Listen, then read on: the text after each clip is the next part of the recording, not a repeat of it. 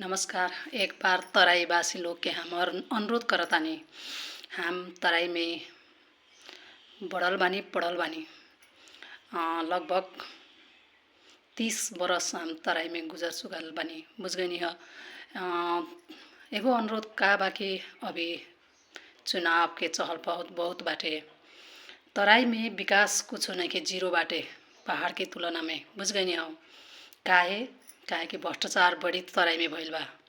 काहे कि भ्रष्टाचार लोग के हमने के वोट दे के हमने के ऊपर भेज देले बानी, तब ऊपर से नीचे तकले सब भ्रष्टाचार करके तराई में विकास जीरो मौन बाटे। उहे से अभी समय आगल बाकी एगो कथी कहतानी कौरव र पांडव के एगो लड़ाई आ गइल बाटे।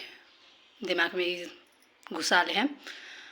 उहे से हमने के साथ कौरव के देवे के बाकी पांडव के हर पल त हमने कौरव के दे देले बानी। विकास करे में कोनो दिक्कत नहीं के तराई में। बजेट बेसी भी ना लागेला। काहे कि तराई एगो समतल जगह बाटे। बुझ गई ह। खाली समतल जगह में खाली माटी ऊपर तनका ऊपर करे के रास्ता बनावे के जगह बाटे, तब भी ऊ नहीं के भइल। पहाड़ लोग ने पूरा पत्थर फुटा फुटा के ड्रूम ड्रूम करा के पूरा पीच गली गली में पीच हो गइल बा। लेकिन तराई में नहीं खे जीरो नहीं बाटे। अभी तनका गाउँपालिका नगरपालिका कह के तनका भइल बा कि एगो पीच। लेकिन अभी हमनी के पहिले जौन भोट दे देनी ह त दे देनी ह, कोनो बात नहीं खे। खाली एगो 5 बरस के खातिर एगो नयाँ जोश जांगर लेके नयाँ एगो उदयमान भइल के आइल बाटे घंटी पार्टी। हमनी एगो हिंदू बानी ना, हिंदू होको या मुस्लिम होको या कोनो जाति होको भेदभाव हमने के करे के नहीं खे। पिछड़ा वर्ग होको, हमने के दलित होको या गरीब होको, कोनो फर्क ना परी। सब आदमी मिल के ई एगो चीरे के परी। ये जौन भ्रष्टाचारी बाटे नु, ई लोग के हमने के भोटे के मार्फत हमने के गिरावे के बाद लड़ाए के बाद। बुझ गई ह। ई लोग के हर बार एके आदमी उठेला, हर दम एके पार्टी के हमने के देवे के नहीं खे। ठीक बा, ऊ लोग वोट मांगे आई नु, ठीक बा, हम ते हम रहुए के पार्टी के नु हन बाटनी कह देम, कहला से कोनो फर्क ना परी। लेकिन वोट देवे के समय में जब जाएम नु भीतर, तब कौन कएगो वोट देवे के मिली उहे में कौनो दिक्कत ना मान के। घंटी त सब आदमी के मालूम बाटे ना। घंटी के पूरे बीच में, घंटी के बीच में ना, ई घंटी तोपा जाई मत सोचे। घंटी के बीचे में स्वस्तिक चिन्ह छाप, जहाँ जहाँ घंटी छाप देखी न उहे उहे में लगा दे। काहे कि रवा लोग इनके नीचे से घंटी में अति करेम न, तब ऊपर तकले आदमी के फायदा हुई। घंटी के छाप के बहुमत के सरकार बनावे के बा, युवा लोग के सरकार बनावे के बा, शिक्षित लोग के सरकार बनावे के बा।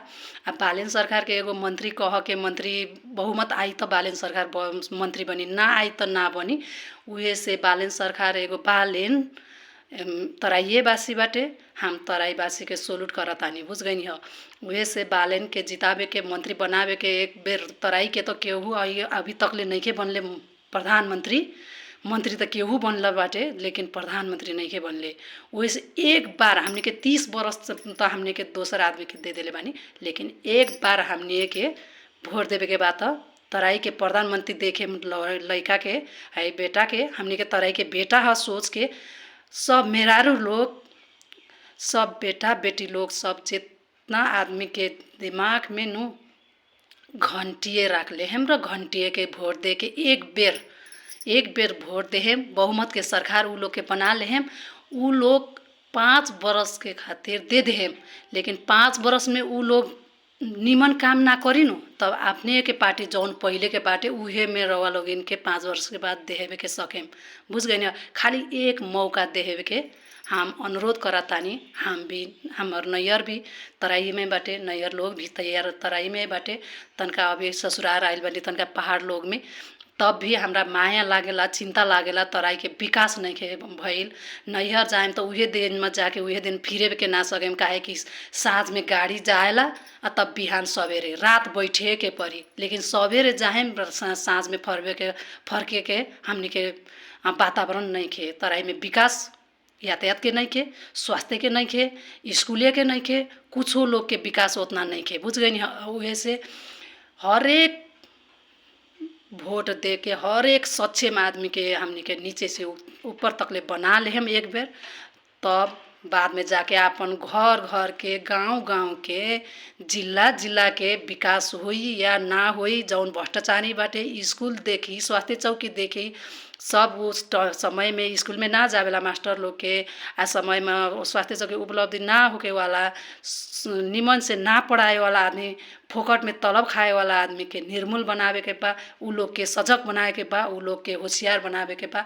ऐसन हमने के सोच सब बदले के खातिर एक बेर तराईवास के अनुरोध करतानी, सब हमने के एक बेर घंटी के वोट दे के बार बार बालेन सरकार कह के एगो दिमाग में रख के, कौनो जाति होको, कौनो भेषा होको, कौनो उ होको, हम सब सम्मान करतानी। जय देश, जय मधेश, जय नेपाल।